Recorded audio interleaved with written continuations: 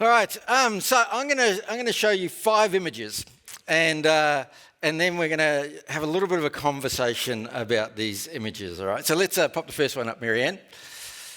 Who knows what that is? An aeroplane. It's a jet. It's not an aeroplane. It's a jet, people. All right. So that's a jet. All right. Let's move on to the second one. Taj Mahal. Yeah. Well done, Greg. All right. Next one. Blender. Yeah. All right. Next one. That's a super yacht. Exactly. That's a super yacht. And then one more. This is a solid gold bath tub. All right. Filled with M&Ms. No, it's not filled with M&Ms. All right. So if we go to the next slide. All right. I want you to talk to the person next to you, and I want you to work out what is the link between all of these, because they are connected. All right, so have a chat to 1 or 2 people around you and work out what is the common theme there. Well, it's not, yeah, what links them?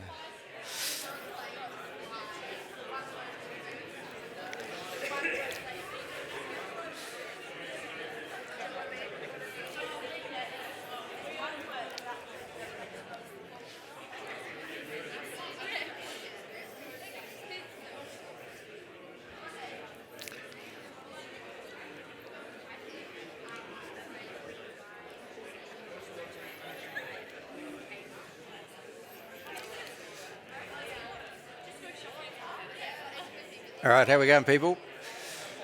Coming up with some creative ideas?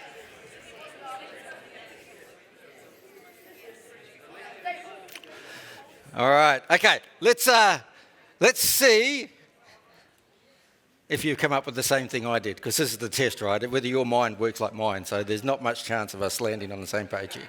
All right, let's start over this side. Who from this side wants to take a punt and work out what links these all together? You think the blender? Yeah? Yeah, rich people have blenders? Yeah, okay. So you've got to be rich. All right, that's one option. All right, I'll come back, Eddie, if we're still... All right, this group, this here, so... Petra, you said something that was interesting. They all hold something, right? Mm-hmm. That's a good observation. It's true. It's not the one I'm looking for, but it's a true statement. All right, we'll come over to this bank here. Owned by the same person. I don't know. I don't think so, actually. So, anyway, all right. This group over here, this bank. The pinnacle of man's innovation. The blender. Excellent. No, that's not the common link. So, Eddie, you had something in mind?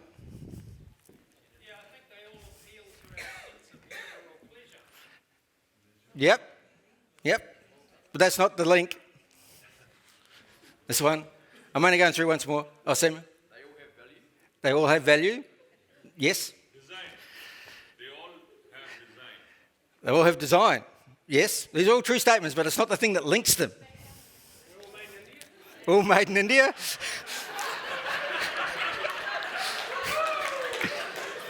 I don't know if that's true or not, Paul. And I'm really not sure about that statement. But anyway. Yes. Pointless unless used. Yes. Although I think the gold bathtub, even when it's used, is pointless.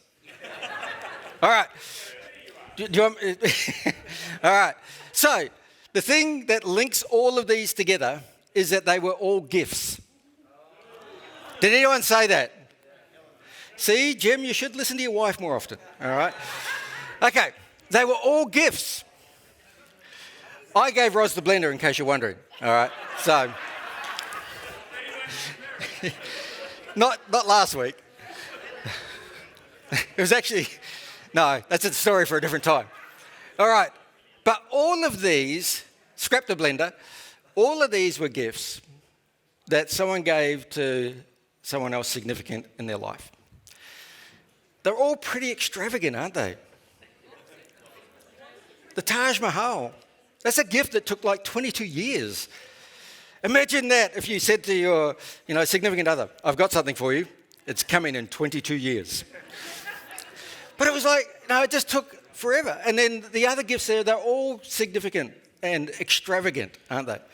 Extravagant things that people have given to one another. Today we're going to look at a scripture that talks about a super yacht. No, we're not. We're going to talk about a scripture where someone comes to Jesus and there's a very extravagant act towards him. And so it comes from the book of John, chapter 12. And this is kind of, over the next couple of weeks, we're sort of in our Easter preparation as we set our minds and our hearts towards the crucifixion and resurrection of Jesus Christ. Starting at verse 1 of chapter 12 of John. 6 days before the Passover celebration began, Jesus arrived in Bethany, the home of Lazarus, the man he had raised from the dead. A dinner was prepared in Jesus' honour. Martha served, and Lazarus was among those who ate with him. Then Mary took a 12-ounce jar of expensive perfume made from the essence of nard, and she anointed Jesus' feet with it, wiping his feet with her hair. The house was filled with the fragrance. But Judas Iscariot, the disciple who would soon betray him, said the perfume was worth a year's wages. It should have been sold and the money given to the poor. Not that he cared for the poor. He was a thief, and since he was in charge of the disciples' money, he often stole some for himself. Jesus replied, "Leave her alone. She did this in preparation for my burial. You will always have the poor among you, but you will not always have me." When all the people heard of Jesus' arrival, they flocked to see him and also to see Lazarus, the man Jesus has raised from the dead. Then the leading priests decided to kill Lazarus too, for it was because of him that many of the people had deserted them and believed in Jesus. So we have the setting here of what's happening at this moment. And if we pause for a moment and think about the book of John. So we're at chapter 12, and it's a week before the Passover, a week before the crucifixion. And what we notice in this book is that the first 11 chapters of John are about the rest of Jesus' life. And then from chapters 12 to 20 are about the week and the crucifixion. So John obviously has a lot of emphasis and thinks that there's a lot happening in this last week, that he dedicates basically half the book, half the letter, to this last week of Jesus' life. It's a significant portion that happens in the world of Jesus. And John takes his time. It's almost like the first 11 chapters, you're sort of moving through the life of Jesus, and then you get to the last 10 and everything slows down as John takes his time to unpack the moments that are happening as Jesus heads towards Jerusalem, as he's wrongly accused, as he's crucified, and then ultimately raised. So for John, this is a significant part of the life of Jesus that he wants to focus on. And the context of what we have here is this celebration meal that's taking place, because it's only in chapter 11 that we read of Lazarus' resurrection. That Jesus has come to Bethany and that he has, heard the heart cry of his friends who have lost their brother, and he comes and he raises Lazarus from the dead. And so we can assume that the text we have here of this meal that's taking place is in honour of this event. That Lazarus has been given back to his sisters, and that Jesus, the one who performed the miracle, is there. And they come together and they want to celebrate. Because Lazarus is back. And they want to celebrate that. And so there's this meal going on, and as we focused on a few weeks ago, Martha's busy serving and getting the stuff done. And then there's Mary who comes. And she comes and offers this extravagant, wild, amazing act of devotion towards Jesus. And so if we look at the text there, we see that that's kind of what's happening. They've gathered for a meal, and all this stuff's happening, and then Mary comes with the perfume. And traditionally, as we read through the scriptures, when you anointed someone, it was normally on the head. But she takes this position of absolute humility and she comes to Jesus' feet. And we need to remember that in Jesus' day, they didn't sit around chairs and tables like we do. They were down lower. They were often reclining, leaning in towards the food, their feet kind of focused out, laying around the food. And so she comes to his feet in that. But in absolute humility, comes to his feet. And she brings probably the most expensive thing that she owns. And she pours it on Jesus' feet. And the fragrance fills the house. And then she proceeds to undo her hair and starts soaking up the perfume off Jesus' feet with her hair. And then while this is happening, someone interrupts the moment and goes, "Shouldn't we have taken the money and given it to the poor?" Judas. You ever been in one of those moments where there's something significant happening and all of a sudden there's this weird comment that comes from left field? That's Judas' moment right there. He's like, and then Jesus defends her and says, "No, this is being done now in preparation for my burial." And there's a really interesting thing going on here because we probably don't associate, rich fragrances with death and burials. But in the Jewish culture in particular, in the days of Jesus, they didn't embalm the bodies and they would just go into the tomb. And so the idea of perfume was something that was used to mask the odor. If you read chapter 11 of the resurrection of Lazarus, Jesus comes along and everyone's wondering what's going to happen, and he says, "Roll the stone away." And then Martha's like, no, don't do that. Anyone remember why she said don't do that? Whew, he'll be a bit ripe. That's not okay. You see, they use perfume to mask the smell. Sometimes when we were living in Australia, you'd be driving along the freeway, you'd have the window down and you'd be cruising along and it'd be great. And then all of a sudden you'd just get that scent of roadkill. Because roadkill in Australia is not hedgehogs, rabbits and possums. Roadkill in Australia is kangaroos, wombats and all manner of things. And when you're driving down a highway in Australia in summer and there's a big roo on the side of the road which is just bellowed out because he's been sitting in the sun, and then you get that, what do you call it? The scent of disgust that fills your nostrils.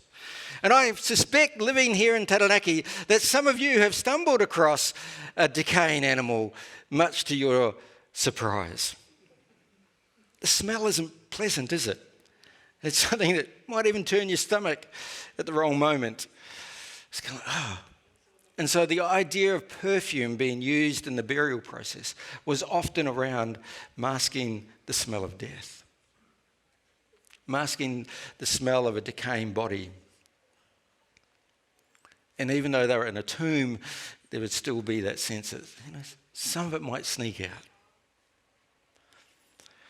And so Jesus says in that moment, as she comes, he says to the room around him, she goes, "She's done this in preparation for my burial." And remember, this is a time of celebration. Lazarus has been brought back from the dead. And then Jesus says, "But she's done this in preparation for my burial." And I still suspect that probably everyone around that table had no idea that he was talking about within 7 days. Within 7 days, he would be dead. Because we read that throughout that last week of Jesus' life, the disciples were still unsure of what all of that meant. And even when Jesus is put in the tomb, they still didn't get that he was going to rise again in 3 days. They kind of missed the point. And so this is happening there in that moment. And we know that through the Easter story that Jesus' body doesn't in fact decay because he's raised back to life. But the symbolism of what was happening here in this moment cannot be lost. Preparation for what was to come. And so there are some significant things that are happening in this as Mary comes and she pours out this perfume on Jesus' feet. And we want to take a few moments to just sit with that imagery for a moment. Because I don't know about you, but I've read the Bible a lot over the years. And I've read a lot of accounts that, for the first time, they're like, wow. But, you get to them after, 20, 30 years, and like, oh, yeah. The woman came, she anointed Jesus' feet, she mopped it up with her hair. Nice. But I want us to pause for a moment. And I want you to, if you want to, you can close your eyes, but I want you to imagine that you are in the room. Somehow you've got an invite to this amazing banquet because something amazing has happened and someone's throwing a party and you've got invited. You're in the room. And as you're sitting there and you're hearing the stories about Lazarus being raised or whatever it was that was taking place, you're hearing these stories, and then as you're there, and there's lots of laughter and fun and good food and all sorts of things happening, lots of drinks flowing around, the room is in good spirits. And then you notice someone enter the room, someone you know, and she's carrying something.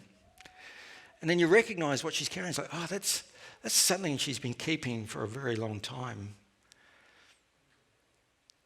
And then she approaches the guest of honour. And she gets down on her knees.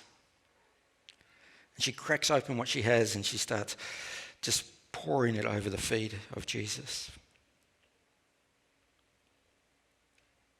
And the room is filled with this fragrance. The whole house is filled. It feels a little overwhelming. And then you notice that this woman starts to uncover her head. And she undoes her hair. And as she does that, she leans down towards the feet of Jesus. And she takes her hair and she starts wrapping it around the feet of Jesus. From where you're sitting, you can't quite see very well, so you lean over to kind of go, what's happening? And then you notice how close she is to the feet of Jesus.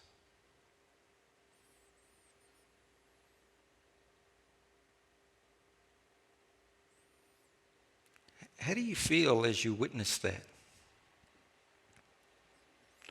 What are some of the emotions that kind of get a little bit stirred up for you? For me, I was sort of thinking, I did this sort of process for myself through the week, and I'm thinking, I'll be feeling a little bit awkward. Like, ooh, this isn't normal. I don't think I've ever seen anyone get their head that close to someone else's feet intentionally.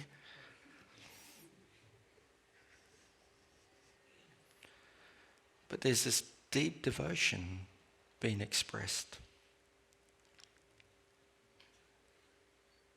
And it's kind of like, not in a crude or crass way, but it's kind of like this should be a private moment, not a public moment. And yet here is this, what's the phrase?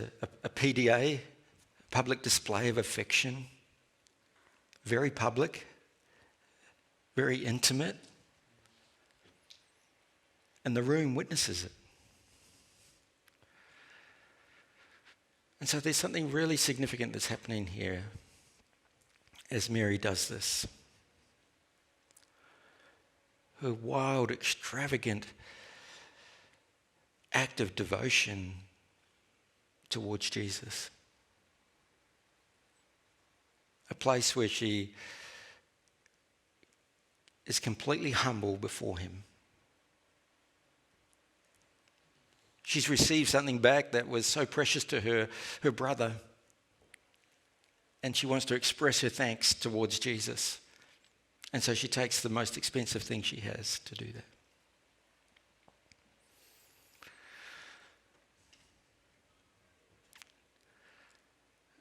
So this was not a normal kind of everyday event that happened in Jewish homes, from what I could gather. It's not like that every other week someone was mopping someone's feet with their hair. This was quite an outrageous act towards Jesus. And as we think about Mary, and we think about, her unbridled devotion, the fact that, to take out her hair in public was actually an act of humiliation, because she just didn't do that. As a woman in a Jewish society, you never just took out your hair. That was not what was done. It was an inappropriate act. And yet in the presence of Jesus, it seemed like the most appropriate thing to do. And as I looked at that encounter of what was happening there with Jesus and Mary around the table, and then I thought about Mary and just how she entered into that moment, not even thinking about anyone else in the room. For her, there was just her and Jesus. But then there are other people in the room, aren't there? And someone else speaks up. This extravagant gift that was given, that's been wasted, because, you can only use perfume once, right? Once you use it, it's gone. It's gone. And Judas says, well, we could have sold that. We could have done so much good with that money. And then there's a little side note underneath, a little more clarity around Judas's character, right? So he's not really worried about the poor. He's more worried about himself. But I started to think about the difference between Mary's act of devotion and Judas's statement. Because on the surface, right, Judas' statement is quite rational, right? And there'd be others in the room going, I think Judas has got a point. We could have done so much. All those people in the street who don't have food, we could have sold this. If she was happy just to pour it out on the ground, we could have done something far more with it. It's a very rational statement. But Jesus defends it, doesn't he? He says, but this is what needs to be done now in this moment. And he kind of makes a statement, goes, you'll always have the poor with you, but I'm only here for a moment. And we need to be careful that we don't interpret that as that, well, the poor can take care of themselves, because we know that the early church, as it came into being, was one where those with the least became the centre of the community. The church didn't do ministry to the poor, the church was the poor. But we read in the scripture in the early church that everyone came together, they sold all their possessions, and no one had want. So there was a definite heartbeat in the early faith community, and even today, that the message of Jesus is actually about how do we help lift everyone up so that we don't have people in poverty. So it's not an excuse statement. We're going to go, well, Jesus said the poor will always be around, so let's not worry about it. That's not what Jesus is saying at all. But as I looked at those two statements, or not the two statements, as I looked at the two people, as I looked at Mary and as she came, and as I looked at Judas, I saw one who came with an absolute clear passion for Christ, who placed herself at the very feet of Jesus, who was so physically close to Christ that she could take her hair and dry his feet. That's pretty close, isn't it? Drawn in to Jesus. And then there's Judas, who's kind of, he's more than arm's length away, I suspect. And he's making these statements that on the surface seem good. That on the surface seem like an okay statement, but they're a safe statement. It's not about how much does he press into Jesus. It's more like, well, let's step back and just have a bit of a think about this before we go too far. It's very rational. It's very clear. It's very safe. Mary came and she wasn't safe. She came and she acted inappropriately. particularly towards a man. And yet Jesus received it with a heart that was intended, a heart that was grateful, a heart that was open to the things of God.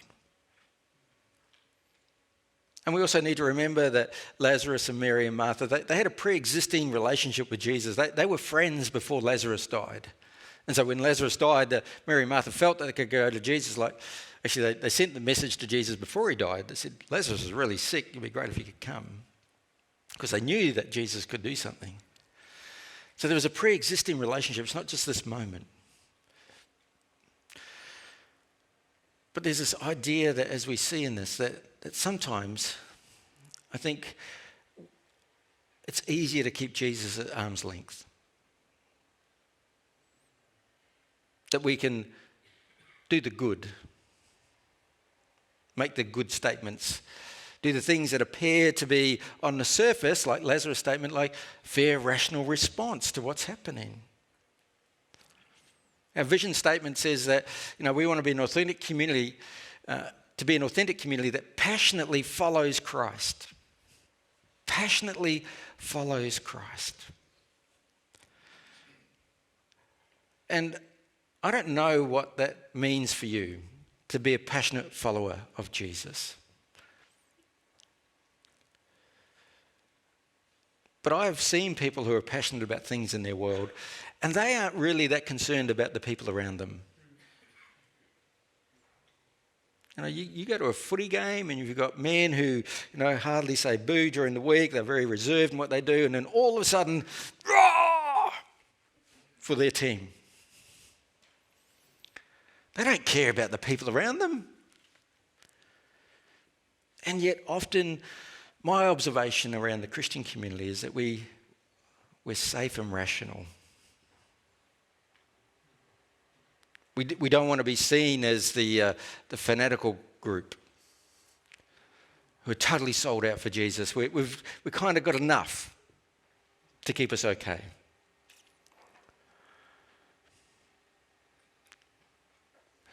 Are we willing to be like Mary,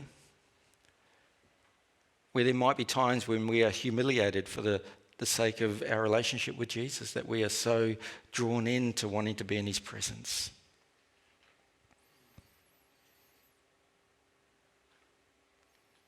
And I know that our personalities and our lives and things like that influence how we live and how we express our emotions around us. So I don't want to get really prescriptive. But I do wonder if sometimes we sit more on the safe side rather than the willingness to humble ourselves before God, to get so close to Jesus. So close. And we think of Mary as physically close. But what about us in our walk with Christ? Do we draw close? Is he invited into every aspect? Is our love for God something that causes us to not worry about what others might think? That we would only be concerned about what Jesus thinks? That we might be willing to break the social norms to be able to kind of go, I'm a follower of Jesus. And because I follow Jesus, because of what Jesus has done for me, then I'm all in for him. And we can look at Mary and kind of go, well, this is a moment. She's received her brother back. It's a phenomenal event that they've witnessed. But if we think only a week later, Jesus' life, he gives it up for the sake of humanity. It is the unconditional love of God expressed through the sacrifice of the cross, but then through the power of the resurrection.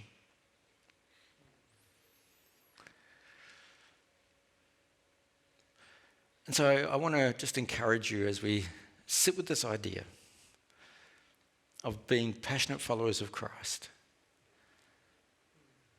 where we see examples of radical devotion, the radical love of God that transforms us. Are we willing to go that extra bit more for the sake of God? I invite the team up. And we're going to conclude. We're going to a song to wrap up. And I guess I just want you to think about that challenge. You know, do you sit in a safe place in your relationship with God? That's the question.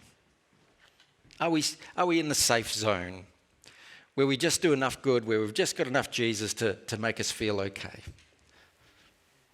Or do we sit more in the extravagant sense of wanting to press into our relationship with God? You know, I could make some statements about what I observe here on a Sunday. You know, when we come in and the front 4 rows are empty generally, you know, that kind of, if I'm going to a footy game, I want to get close, right? You want to get close to the action. It seems here on a Sunday we want to get as far away from the action as we can, because you never know what might happen. What would it look like if we all started filling the rows from the front back? I guess everyone would just turn up later and later, right? And I'm not trying to pass judgment at all. I'm just sharing an observation, a lighthearted way to say, how do we measure our passion and our engagement with God? We could look at our Sundays and go, what does it look like then? But then that's only a very small window compared to what we do Monday to Saturday. What are the other ways in which we express our passion and devotion towards Jesus? In which we want to be so close to Jesus that we're really not that concerned about others around us. Because he is the one that matters. And as we draw close to Christ, he opens our eyes to see the world in a way that transforms us. So we're going to sing a song together, and I guess I just want to encourage you to ponder that. And if you feel like the Spirit of God nudging you in a particular way, respond to that.